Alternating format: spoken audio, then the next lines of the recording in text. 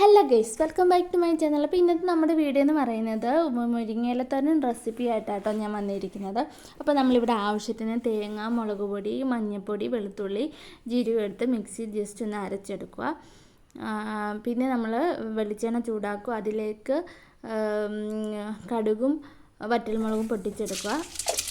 വറ്റൽമുളക് ഒക്കെ ഏകദേശം ഒരു റെഡി ആയി വരുമ്പോഴത്തേക്ക് നമ്മൾ അരിഞ്ഞ് വെച്ച ഒരു സവാള എടുത്തിട്ടുണ്ട്, പിന്നെ 2 പച്ചമുളക് അതെടുത്ത് നമ്മൾ മിക്സാക്കുക. പിന്നെ സവാള ഇടാനുള്ള കാരണം വെച്ചാൽ നമ്മളിതിൽ മുട്ട ആഡ് ചെയ്യുന്നുണ്ട് കേട്ടോ, അതുകൊണ്ടാട്ടോ ഞാൻ സവാള ഇട്ടത്. പിന്നെ ആവശ്യത്തിന് ഉപ്പിട്ട് കൊടുക്കുക.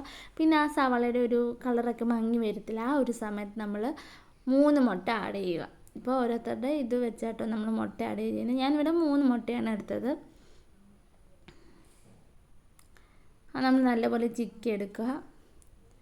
ആ ചിക്കി ഇട്ട സമയം കൊണ്ട് അത് ഏകദേശം റെഡിയായി വരുമല്ലോ. അപ്പോൾ ആ ടൈമിൽ നമ്മൾ അരച്ച് വെച്ച തേങ്ങ ഉണ്ടല്ലോ, അത് ഇതിലോട്ട് ഇട്ട് കൊടുക്കുക.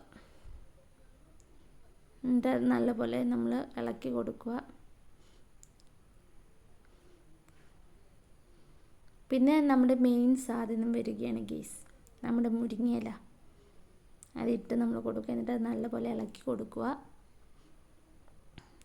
പിന്നെ ഇതിൽ നമ്മൾ ഇടയ്ക്ക് വെള്ളം ആഡ് ചെയ്യുന്നുണ്ട്. ഈ ഇലയെല്ലാം ഇട്ട ശേഷം നമ്മൾ വെള്ളം ആഡ് ചെയ്യുന്നുണ്ട്, പക്ഷേ അതെനിക്ക് വീഡിയോയിൽ എടുക്കാൻ പറ്റിയിട്ടില്ല.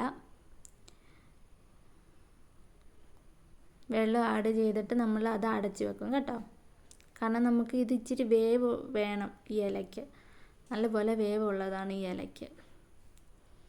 നമ്മൾ അടച്ച് വെച്ചാലും ഇടയ്ക്കിടയ്ക്ക് ഒന്ന് തുറന്നിട്ട് ഇളക്കി കൊടുക്കണം, അല്ലെങ്കിൽ അത് കരിയാൻ ചാൻസ് ഉണ്ട് കേട്ടോ. അപ്പോൾ ഇന്നത്തെ നമ്മുടെ വീഡിയോ ഇത്രയേ ഉള്ളൂ. എല്ലാവർക്കും ഇഷ്ടപ്പെട്ടെങ്കിൽ സപ്പോർട്ട് ചെയ്യുക. Okay, by.